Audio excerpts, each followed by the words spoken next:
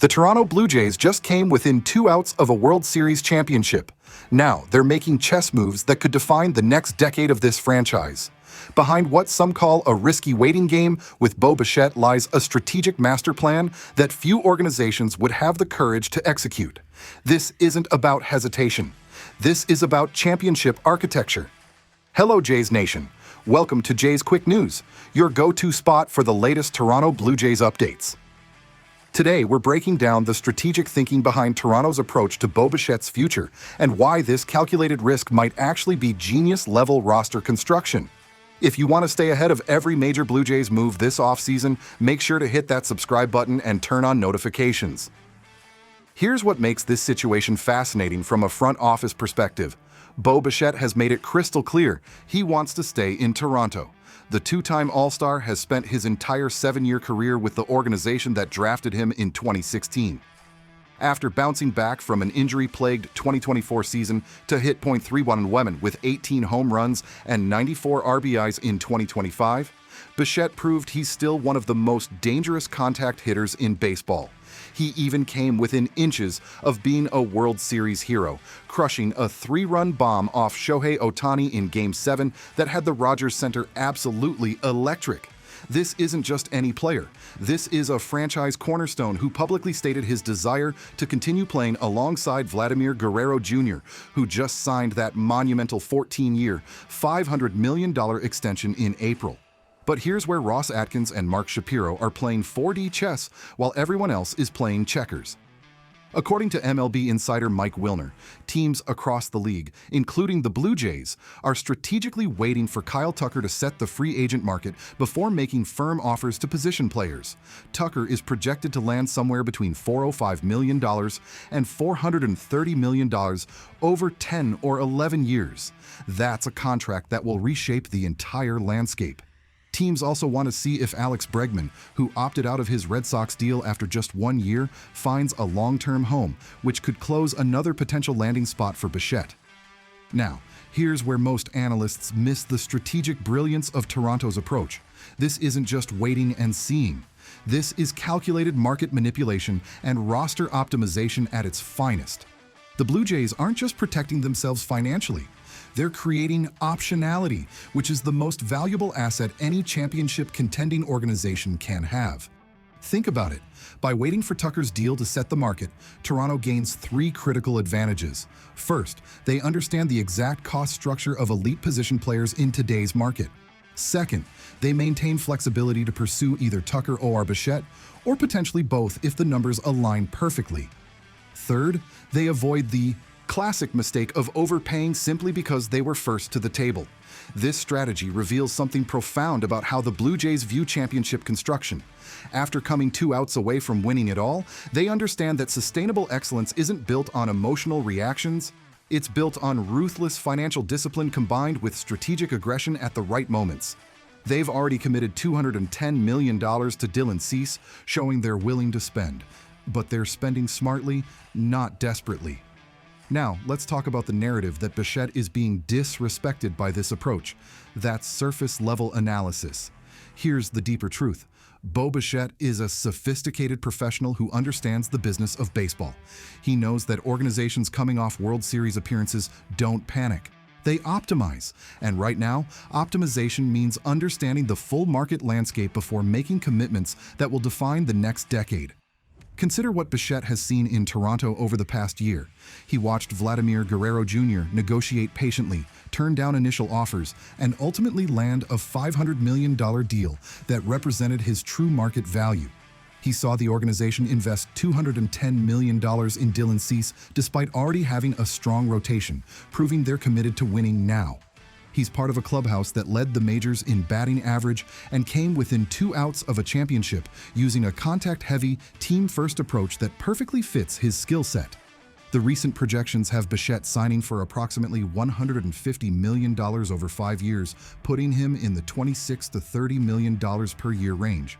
ESPN's Kylie McDaniel compared Bichette's market to Willie Adames, who signed a 7-year, $182 million deal with the Giants last offseason. But here's the key insight. Bichette is younger than Adames was at free agency and is objectively a better hitter. His career 121 OPS plus significantly outpaces Adamez's 109 at the time of his deal. Yes, Bichette's defense at shortstop needs improvement, but the Blue Jays have already shown they're comfortable moving him around the diamond, using him at second base during the World Series to maximize his offensive impact while managing defensive alignment strategically. Here's where the strategic calculus gets really interesting. Imagine if Toronto successfully lands Kyle Tucker on that massive $430 million deal.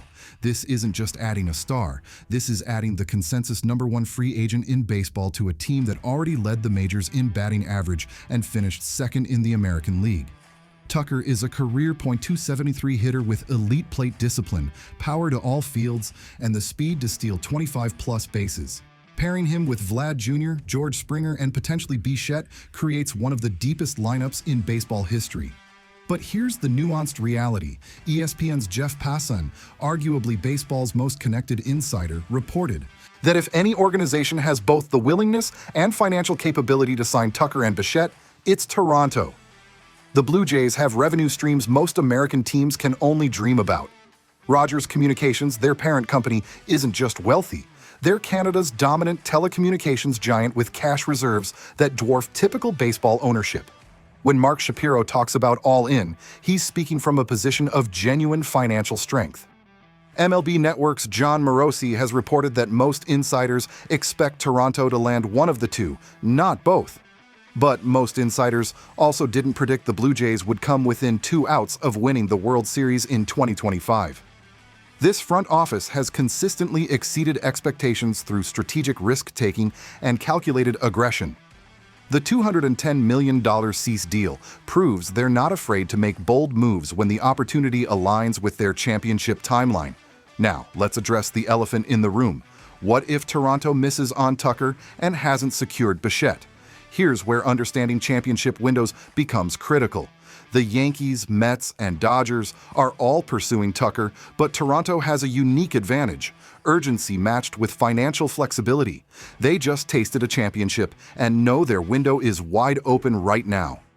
Cease, Guerrero, Springer, and their contact-heavy lineup philosophy are all built for sustained excellence over the next 3 to 5 years.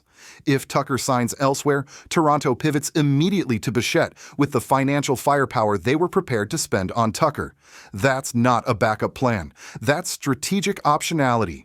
And given Bichette's public statements about wanting to stay, combined with Toronto's proven commitment to winning, the pieces align naturally for a deal that works for both sides. Think about what the Blue Jays have built here. They've secured Vlad Jr. for 14 years. They've added elite starting pitching with Cease. They've proven they can develop talent and compete in October. They led the majors in batting average while also hitting for power, creating a versatile offensive identity that translates to postseason success. This is championship architecture at its finest, combining patient market evaluation with decisive action when opportunities present themselves. The real genius of Toronto's strategy is that they've created a situation where they win regardless of how the Tucker sweepstakes plays out. If they land Tucker, they've added a generational talent to an already elite lineup. If Tucker signs elsewhere, they redirect that financial firepower to Bichette, Bregman, or other elite talent while still maintaining one of baseball's best offenses. This isn't hesitation. This is the kind of strategic roster construction that separates championship organizations from pretenders. So what should the Blue Jays do? Continue executing their plan.